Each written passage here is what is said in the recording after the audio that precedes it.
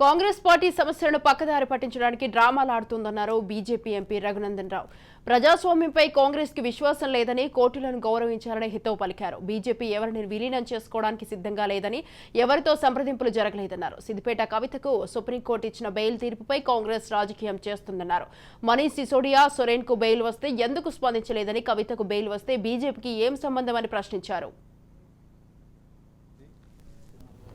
సమస్యల్ని పక్కదారి పట్టించేందుకు సుప్రీంకోర్టు ఈ దేశ సర్వోన్నత న్యాయస్థానం ఇచ్చినటువంటి బెయిల్ పిటిషన్ మీద కూడా రాజకీయాలు చేయడం అనేది బాధాకరం, దుర్మార్గమైనటువంటి విషయం.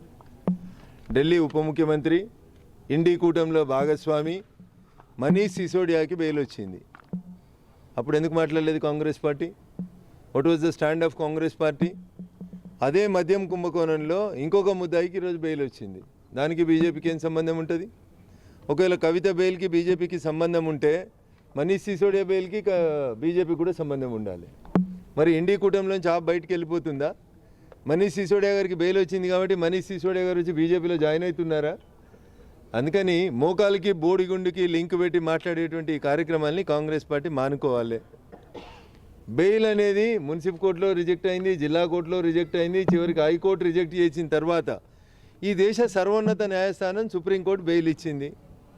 కాంగ్రెస్ పార్టీకి డెమోక్రసీ మీద విశ్వాసం లేదు, పార్లమెంట్ మీద విశ్వాసం లేదు, సెబీ మీద విశ్వాసం లేదు, కోర్టుల మీద విశ్వాసం లేదు.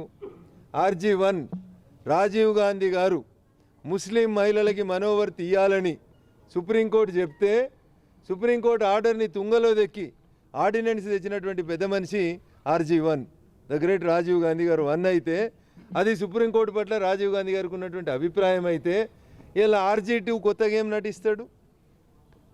తెలంగాణలో సామెత చెప్తారు, ముందు నాగలు ఎట్లా పోతే వెనక నాగలు అట్లే పోతుంది. రాహుల్ గాంధీ గారు చెప్పాలి, ఇలా మనీష్ సిసోడియాకి బెయిల్ వచ్చింది. బెయిల్ బీజేపీ ఇచ్చిందా, సుప్రీంకోర్టు ఇచ్చిందా? ఒకవేళ మనీష్ సిసోడియాకి బెయిల్ సుప్రీంకోర్టు ఇస్తే అదే సుప్రీంకోర్టు కవితకు కూడా బెయిల్ ఇచ్చింది.